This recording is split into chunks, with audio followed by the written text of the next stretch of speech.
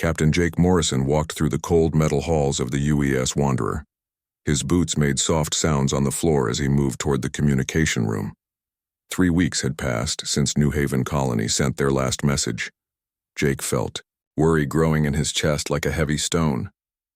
New Haven was not just any place to him. His younger brother Danny lived there with 12,000 other people who had left Earth to build a new life among the stars. The colony sat on a green world called Kepler 442b. The people there had worked hard to grow food and dig valuable metals from the ground. Every week they sent happy reports back to Earth about their success. Then one day the messages just stopped coming. Jake pushed open the door to the communication center. Commander Lisa Brooks stood near the big screen that showed only white and gray dots dancing in the dark. She turned when she heard him enter. Her face looked serious and tired. "Captain, we have been trying to reach New Haven for days now," Lisa said. "All we get is this noise. Something is very wrong down there." Jake nodded and looked at the screen. The white dots meant nothing good. When colonies went quiet like this, it usually meant trouble. Big trouble. He had been a space captain for 15 years and had seen many things go wrong on distant worlds. Sometimes storms knocked out communication equipment. Sometimes accidents happened in the mines. But 3 weeks of silence was different. "How far are we from the planet?" Jake asked. 2 days if we push the engines hard," Lisa replied. "Dr. Paul Wagner thinks we should be careful. He says there might be dangerous things waiting for us." Dr. Wagner was the ship's expert on alien life. He had studied strange creatures and plants from many worlds. If he was worried, then Jake knew they had good reason to be scared. But Danny was down there somewhere, and Jake could not just fly away without knowing what happened. "Tell the crew to prepare for anything," Jake said. "We go to New Haven tomorrow." The next 2 days felt like the longest in Jake's life. He walked around the ship checking systems and talking to his crew of 40 people. They all knew something bad had happened. The older crew members had seen colonies go dark before. The younger ones tried to stay hopeful, but Jake could see fear in their eyes.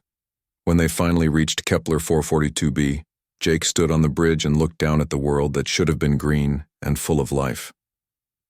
What he saw made his heart stop. Black scars covered the land like giant burns. Smoke still rose from some places even though weeks had passed. The beautiful domes where people lived were gone. Only twisted metal and broken stone remained. Lisa worked at her control panel, her fingers moving fast over the buttons. "Captain, I am reading debris patterns all around the planet. This looks like weapons fire from space. Big weapons," Jake felt, sick in his stomach. Someone had attacked New Haven from orbit. They had rained fire down on innocent people who were just trying to build homes and grow food. He thought about Danny and wondered if his brother had suffered or if it had been quick. "Take us down," Jake ordered. "We need to see what happened." The Wanderer flew through the atmosphere and landed near what used to be the main town. Jake put on his protective suit and walked outside with Lisa and Dr. Wagner. The air still smelled like smoke and burned things. The ground was hard and black under their feet. They found the remains of houses, schools, and shops. Everything had been destroyed with careful precision. Whoever did this had not wanted anything to survive. They had killed every living thing and smashed every building into pieces. Dr. Wagner knelt down next to a strange mark in the ground. "Captain, this burn pattern is not from any human weapon. The energy signature is completely unknown. This was done by aliens." Jake felt anger growing inside him like fire. For all of human history, people had wondered if they were alone in the universe. Now they had their answer, and it was the worst possible news. There were other intelligent beings out there, and they were killers. They spent hours walking through the ruins. In what used to be the colony's defense center, they found something important. A small recording device had survived the attack, protected by thick metal walls that had partly melted but not completely broken. Lisa connected the device to their equipment and played the message. The voice that came out was Kate Phillips, the woman who ran New Haven Colony. Jake had met her once when the colony ships first launched from Earth. "This is New Haven Colony to any human vessel," Kate's voice said through the static. "Unknown ships appeared in orbit 30 minutes ago. They are big and strange-looking. We tried to talk to them, but they do not answer our calls. They are pointing weapons at us. Oh God, they are charging their weapons. The children. We are moving the children to the underground shelters. This is Kate Phillips, colony administrator. If anyone finds this message, tell Earth that we tried to make peace. Tell them we... The message ended with a loud sound like thunder, and then silence. Jake felt tears in his eyes, but he wiped them away. This was not the time for crying. This was the time for action. Someone had murdered 12,000 innocent people, including his brother. Someone had destroyed humanity's first successful colony among the stars. That someone was going to pay. Pack everything. Jake told his crew. Every piece of evidence, every burned wall, every broken machine. We are taking it all back to Earth. The leaders need to know what happened here. Dr. Wagner found more evidence as they worked. Pieces of strange metal that did not match any known element. Energy readings that showed weapons far more advanced than anything humans had built. Footprints in the ash that came from beings with different shaped feet than humans. As the Wanderer lifted off from Kepler 442b, Jake took one last look at the dead world below. New Haven had been humanity's bright hope for the future. Now it was a graveyard and a warning. Earth was not safe. Humanity was not alone. And somewhere out in the dark between the stars, killers were waiting. The trip back to Earth would take 3 months. 3 months to plan and prepare for what came next. Jake knew that everything had changed. The age of peaceful exploration was over. The age of war among the stars had begun. Admiral Ryan Kelly stood in the great meeting room on Luna Station, looking out at Earth through the big windows. The blue and white planet looked peaceful from here, but Ryan knew that peace was about to end.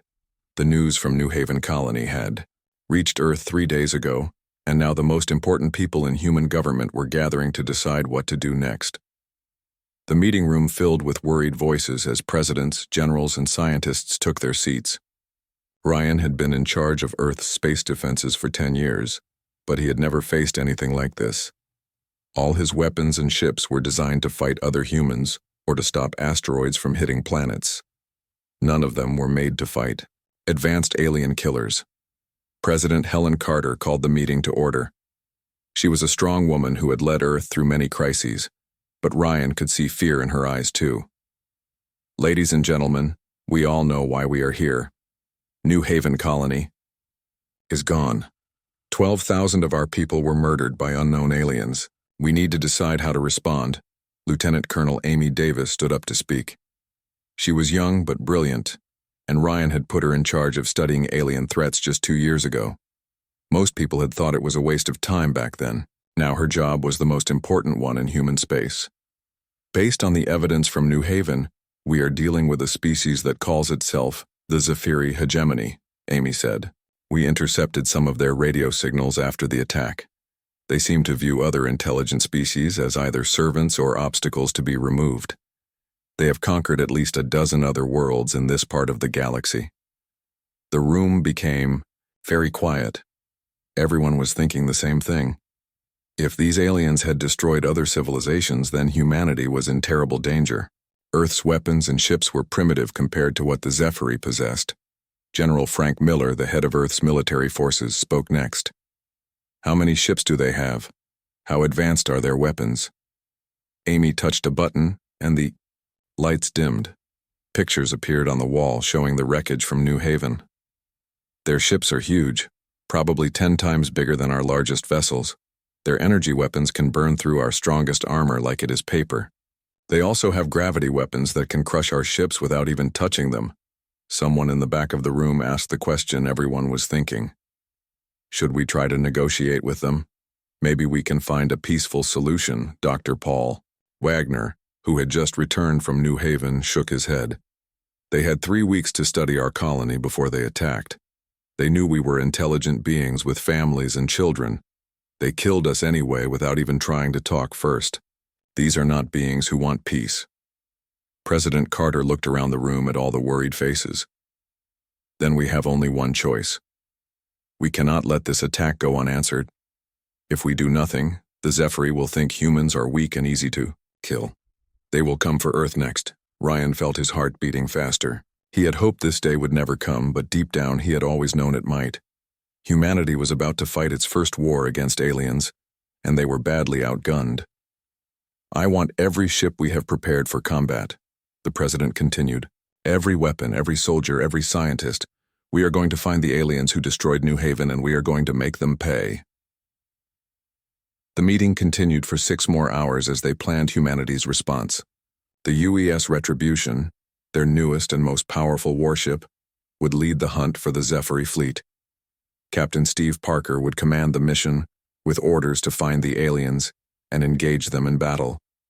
Ryan knew Steve well. He was a good officer who had fought pirates and rebels in the outer colonies. But fighting other humans was very different from fighting advanced aliens. Steve would need all his skill and luck to survive what was coming. 2 weeks later, Ryan stood on the observation deck watching the Retribution prepare to launch. The ship was beautiful and deadly, covered in armor and bristling with railguns and missile launchers. 800 of humanity's best soldiers and spacers were aboard, ready to risk their lives for revenge. Captain Steve Parker came to say goodbye before leaving. He was a tall man with gray hair and serious eyes. Admiral, we will find them. And when we do, they will learn that humans do not forgive the murder of children. Be careful out there, Steve. Ryan replied. These aliens have technology we do not understand. Do not take any unnecessary risks. Steve smiled grimly. Sometimes necessary risks are the only kind worth taking. New Haven deserves justice. The Retribution launched at dawn, its engines burning, bright blue as it climbed away from Earth. Ryan watched until the ship disappeared among the stars, carrying humanity's hopes and anger into the dark.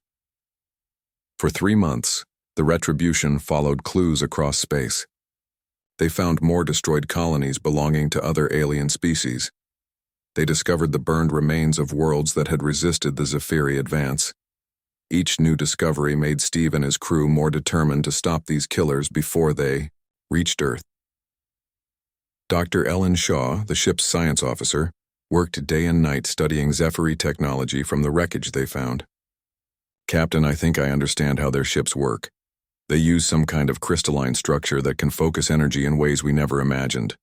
But crystals can be shattered if you hit them just right.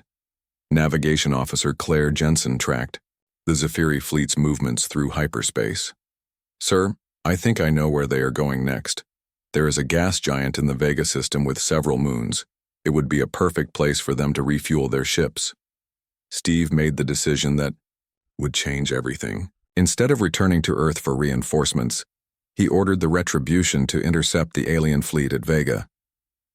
They were one ship against what intelligence reports said was a dozen Zephyri vessels. But Steve believed surprise and human determination could overcome the odds. Chief Engineer Tony Martinez pushed the ship's engines beyond their normal limits. Captain, we can get there 6 hours before they expect us, but after that, we will need time to repair the damage to our systems. 6 hours is all we need, Steve replied. One way or another, this ends at Vega. As the Retribution dropped out of hyperspace near the gas giant, Steve looked at the enemy fleet through the main screen. The Zephyri ships were even more intimidating in person than in the intelligence reports. They looked like giant crystals that bent light around them, beautiful and terrifying at the same time. All hands, prepare for battle. Steve announced over the ship's communication system. Today we fight not just for New Haven, but for every human child who deserves to grow up free. Today we show the galaxy that humanity will never surrender. The Zephyri fleet hung in space like deadly jewels against the orange glow of Vega 7. Captain Steve Parker counted 12 enemy ships, each one 3 times larger than his Retribution. The alien vessels moved in perfect formation, their crystalline hulls reflecting the light of the distant star. For a moment, Steve wondered if he had made a terrible mistake bringing his crew to this place. Lieutenant Sarah Blake, his communications officer, turned from her station with a puzzled look. Captain, they are trying to contact us. The message is coming through in broken English. Put it on the main speakers, Steve ordered. A strange voice filled the bridge, speaking words that sounded wrong coming from an alien throat. Human vessel, you are far from your homeworld. Why do you seek death among the stars? Steve grabbed the communication device and replied, This is Captain Steve Parker of the United Earthship Retribution. You murdered 12,000 innocent people on New Haven Colony. We are here for justice. The alien voice sounded amused when it answered, Justice? You speak of justice to the Zephyri hegemony? We are the masters of this galaxy, human. Your species is young and weak. Submit now and we may allow some of you to live as our servants. Never, Steve said firmly. Humanity does not kneel to murderers. The communication ended with what sounded like alien laughter.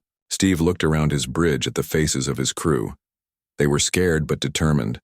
Navigator Claire Jensen was plotting escape routes even though everyone knew they would never use them.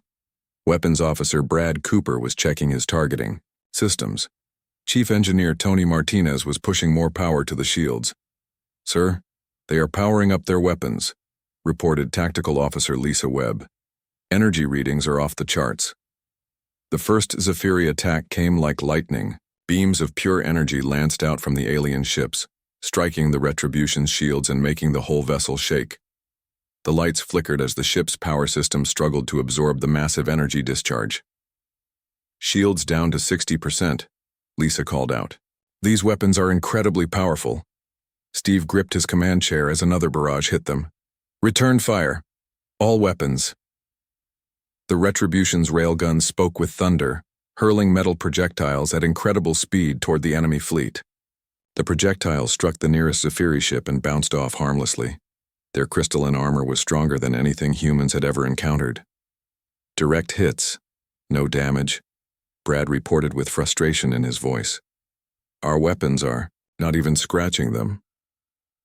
For the next 6 hours, the battle became a deadly game of cat and mouse. The Zephyri ships took turns attacking the Retribution, never using their full power. They seemed to be enjoying themselves like hunters playing with wounded prey. They wanted the humans to suffer before they died. Steve realized the aliens were making a mistake. They were so confident in their superiority that they were not fighting seriously. This gave him time to think and plan. He studied the enemy formation and noticed something important. The largest ship stayed in the center while the others protected it. That had to be their command vessel. Tony, how much power can you give? Me for one massive attack? Steve asked his chief engineer. Tony Martinez wiped sweat from his face as he worked at his controls. Captain, I can redirect power from life support, artificial gravity, and the hyperspace engines. That would give you enough energy for our railguns to fire at maximum power for about 30 seconds. But after that, we would be defenseless. Claire, can you plot a course that gets us close to their command ship? Steve asked. Claire Jensen studied her navigation charts. Yes, sir, but we would have to fly straight through their formation. They would tear us apart before we got halfway there. Dr. Ellen Shaw, who had been listening to the conversation, suddenly spoke up. Captain, I have been studying their attack patterns. They always fire in sequence, never all at once. If we time our approach just right, we might be able to slip through during the gap between volleys. Steve felt a plan forming in his mind. It was desperate and probably impossible, but it was better than dying slowly while the aliens played with them.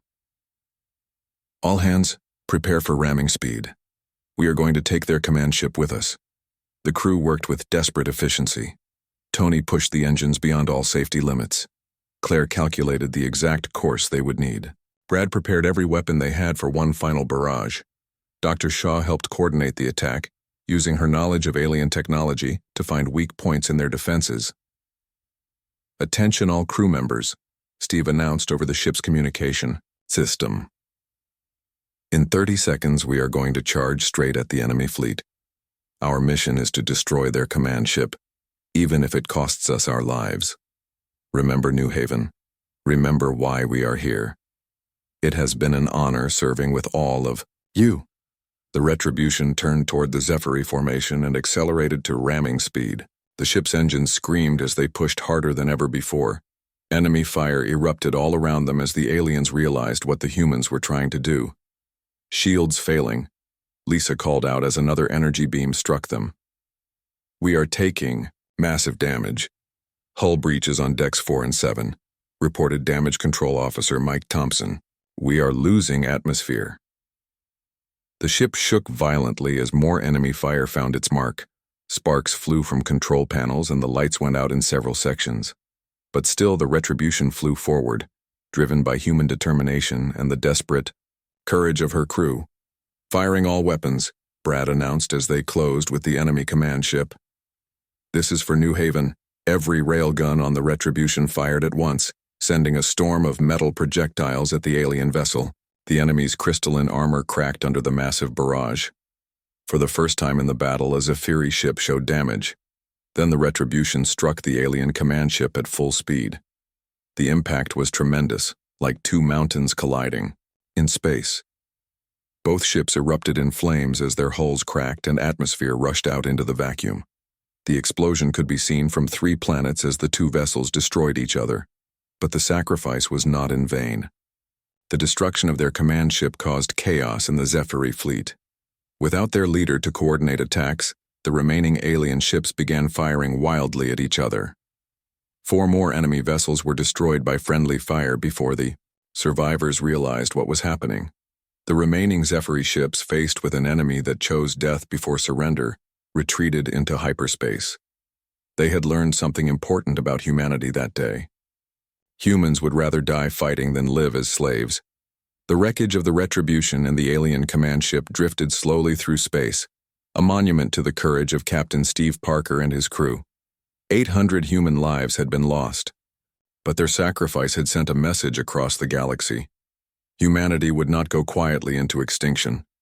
News of the battle spread quickly through both human and alien space. The Zephyri hegemony, which had conquered 17 worlds through fear and overwhelming force, now knew they faced something they had never encountered before. An enemy that grew more dangerous when cornered. An enemy that would fight to the last breath to protect their own. The war for humanity's survival had truly begun.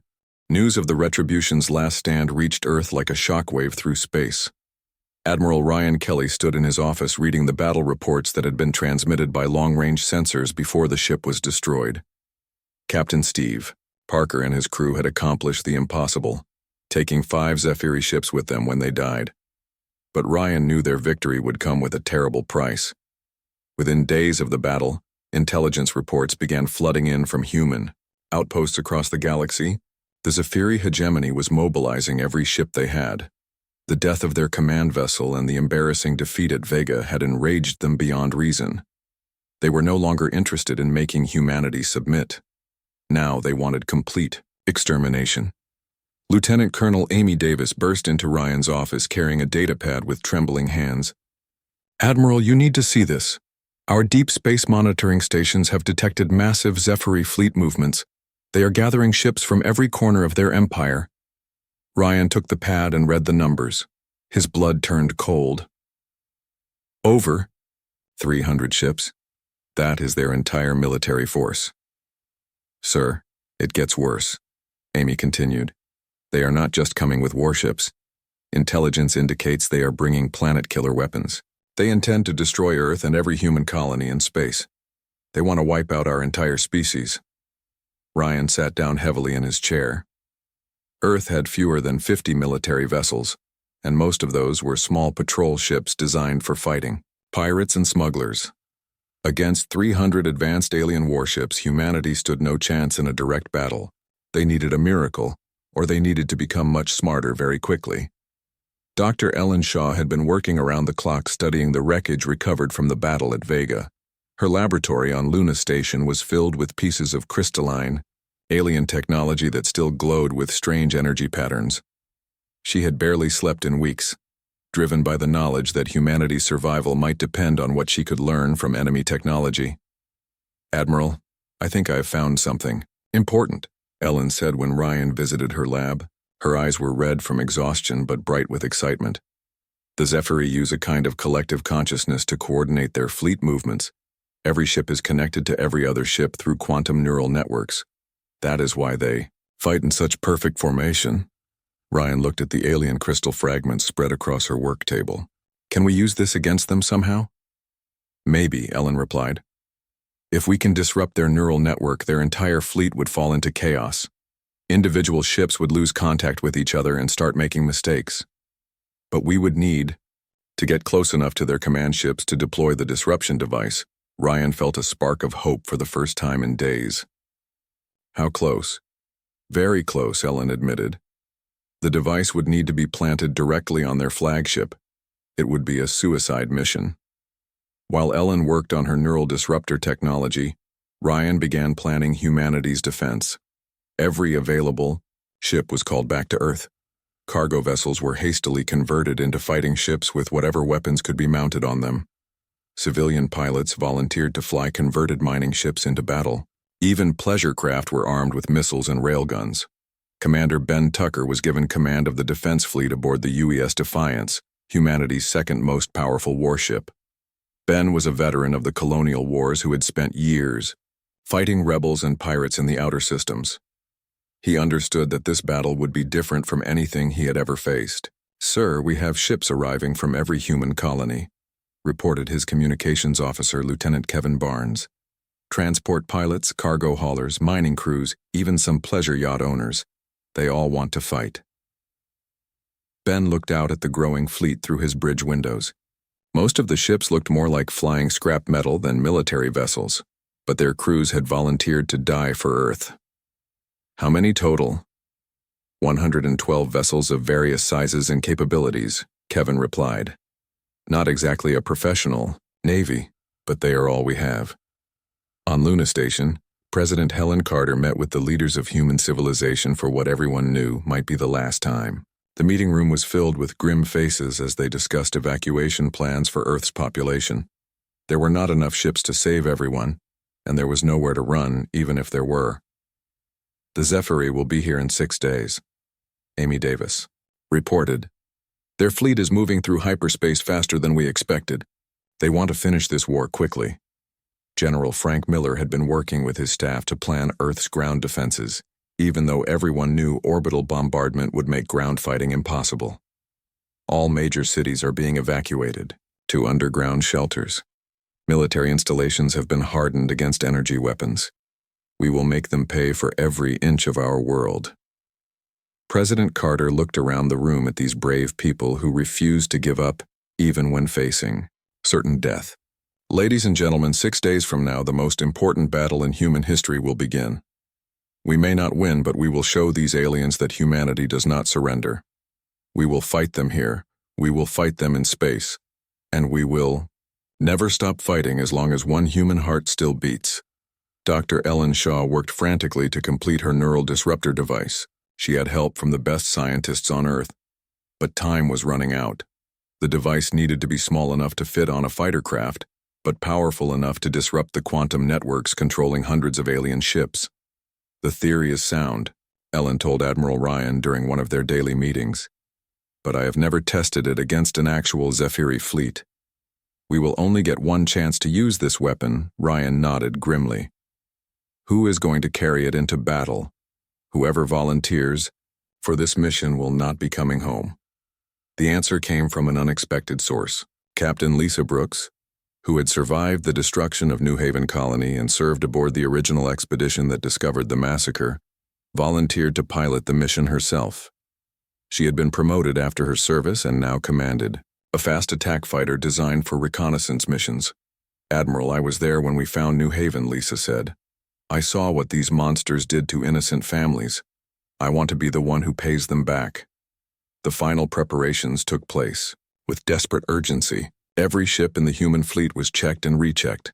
Weapons were loaded, armor was repaired, and crews said goodbye to their families. On Earth, billions of people watched the news reports and prayed for a miracle they knew was not coming. Commander Ben Tucker called a meeting of all ship captains in the fleet. The gathering took place in the cargo bay of a converted freighter, since there was no military facility large enough to hold everyone. The assembled captains were a mix of military officers, merchant spacers, mining foremen, and civilian volunteers who had never fired a weapon in space. "In 4 days, we face an enemy that has conquered dozens of worlds," Ben told them. "They have better ships, better weapons, and more experienced than us. But they have never fought humans before. They do not understand that we get more dangerous when we are cornered. They do not know that we will never surrender our children to slavery or death. An old cargo captain named Pete Williams raised his hand. "Commander, my ship is not built for fighting. Most of our ships are not. How can we possibly win against professional warriors?" Ben smiled grimly. "Pete, they expect us to fight like civilized beings following rules of war. They expect formations and tactics and predictable behavior. Instead, we are going to swarm them like angry insects. We are going to ram them, board them, and blow ourselves up in their faces if we have to. We are going to show them that humans fight dirty when our families are threatened." As the meeting ended, each captain returned to their ship to prepare their crews for battle. Some prayed, some wrote letters to their families, and some simply stared out at the stars wondering if they would see another sunrise. But all of them were determined to make the Zephyri pay dearly for their victory. The alien fleet was detected at the edge of the solar system exactly when Amy Davis had predicted. 312 warships dropped out of hyperspace in perfect formation, their crystalline hulls gleaming like death among the stars. They moved toward Earth with the confidence of predators who had never known defeat. Admiral Ryan Kelly stood on Luna Station watching the enemy approach through long-range sensors. "Signal the fleet," he ordered. "All ships to battle stations. Today we find out what we are truly made of." The Battle of Altair began at dawn on a Tuesday morning when the Zephyri fleet finally reached the outer edge of human space. Commander Ben Tucker stood on the bridge of the UES Defiance watching 312 enemy warships move toward Earth in perfect formation. His own fleet of converted civilian ships looked pitiful by comparison, but Ben knew appearances could be deceiving. "All ships, this is Defiance Actual." Ben spoke into his communication system. "Remember the plan. We hit them fast, we hit them hard, and we make them pay for every human life they have taken. For New Haven, for Earth, for our children who deserve to grow up free." The human fleet spread out in a loose formation that confused the Zephyri commanders. Instead of the tight military formations they expected, the humans scattered like seeds on the wind. Cargo ships moved alongside military vessels. Mining craft flew next to luxury yachts, and converted passenger liners bristled with hastily mounted weapons. Captain Lisa Brooks checked her instruments one final time as her fighter craft approached the alien fleet. Dr. Ellen Shaw's neural disruptor device was mounted in her cargo bay, ready to deploy when she got close enough to the Zephyri flagship. She knew this was a one-way trip, but the thought of her fallen comrades at New Haven gave her strength. The first Zephyri energy beams lanced out across space, striking the human fleet with devastating power.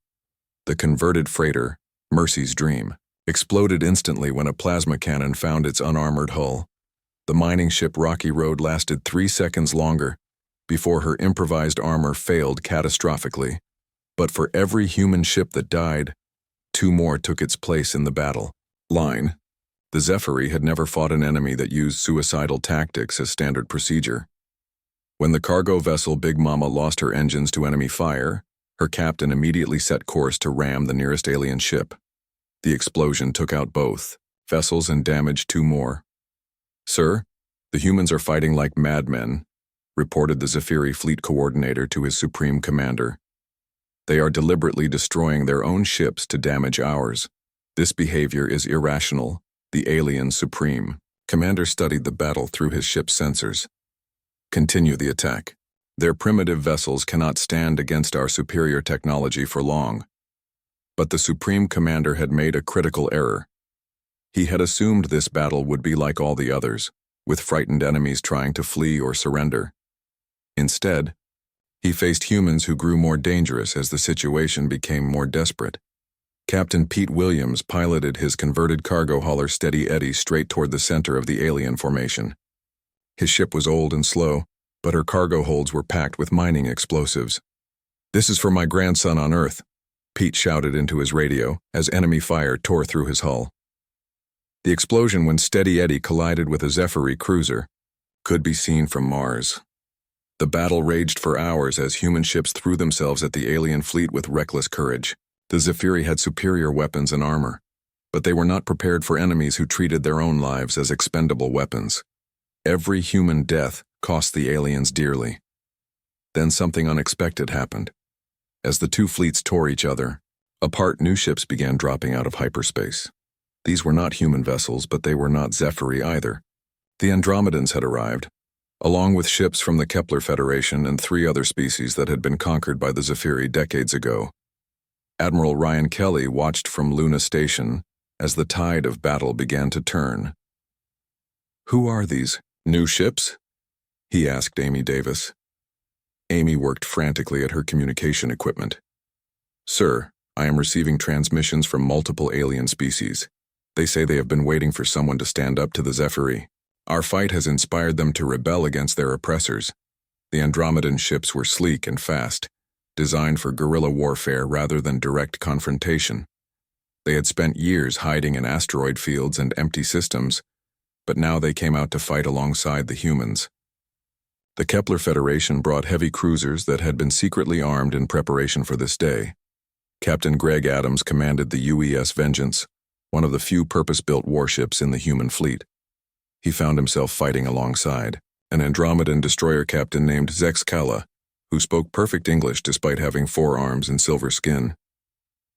"Human Greg Adams, your species fights with admirable courage," Zexcala said over the communication channel. "My people have dreamed of this day for 50 years. "Glad to have you with us, Zexcala," Greg replied as they coordinated their attack on a damaged Zephyri battleship. "Let's show these bullies what happens when the galaxy fights back, Captain." Lisa Brooks had been waiting for the perfect moment to deploy Dr. Shaw's neural disruptor device. The Zephyri flagship was heavily protected by smaller ships, but the chaos of the expanding battle had created a gap in their defenses. She pushed her fighter to maximum speed and dove toward the massive crystalline vessel. "This is Brooks 2. All ships," she transmitted as enemy fire began to find her fighter. "I am beginning my attack run on the enemy flagship. If this works, their coordination should collapse within minutes." Energy beams from a dozen Zephyri ships converged on Lisa's fighter, but she had planned for this. Her ship was the fastest in the human fleet, and she used every trick she had learned in 20 years of flying to stay ahead of the enemy fire. Pieces of her hull began to break away as near misses superheated her armor. The Zephyri flagship loomed ahead of her like a mountain of living crystal. Lisa could see weapon ports opening to fire at her, but she was too close now for them to track her small fighter effectively. She armed Dr. Shaw's device and prepared to deploy it directly against the alien ship's hull. "For New Haven, for Danny Morrison, for every innocent person these monsters have killed," Lisa whispered as she released the neural disruptor. The device attached itself to the flagship's crystalline surface and immediately began transmitting disruption signals into the alien neural network. The effect was immediate and devastating. Across the Zephyri fleet, individual ships began to lose contact with their command structure. Captains who had relied on collective consciousness for tactical coordination suddenly found themselves fighting alone. Ships began firing at their own allies by mistake. Formation flying became impossible as each vessel tried to follow different instructions. Lisa's fighter was destroyed by the flagship's defensive systems seconds after she deployed the device, but her sacrifice had achieved the impossible.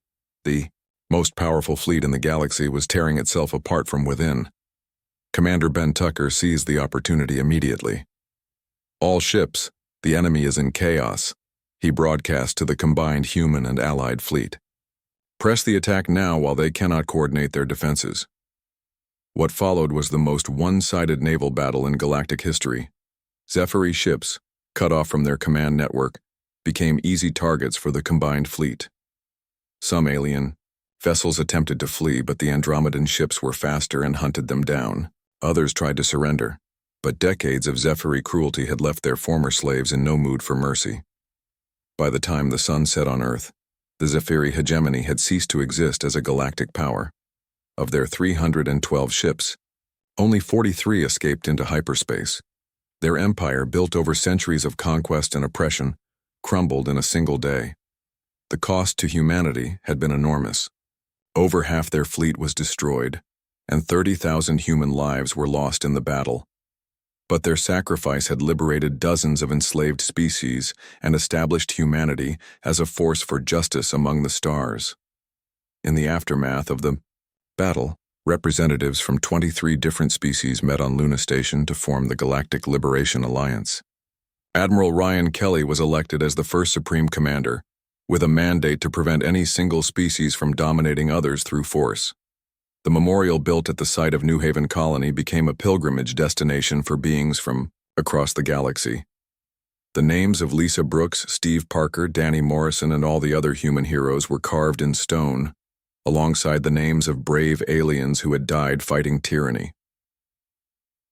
President Helen Carter delivered the dedication speech to a crowd that included humans, Andromedans, Kepler Federation delegates, and representatives from a dozen other liberated worlds. Today we remember that freedom is not given freely. It must be earned through sacrifice and defended by courage. The stars belong to all free peoples, and we will keep them that way. Years later, when young beings across the galaxy learned about the Battle of Altair, they understood an important truth. Sometimes the smallest acts of defiance can topple the mightiest empires. Sometimes those who seem weakest possess the strongest hearts. And sometimes, when good people stand together against evil, no force in the universe can stand against them. The galaxy was a better place because humanity had chosen to fight back. The age of Zephyri tyranny was over, and the age of galactic freedom had begun.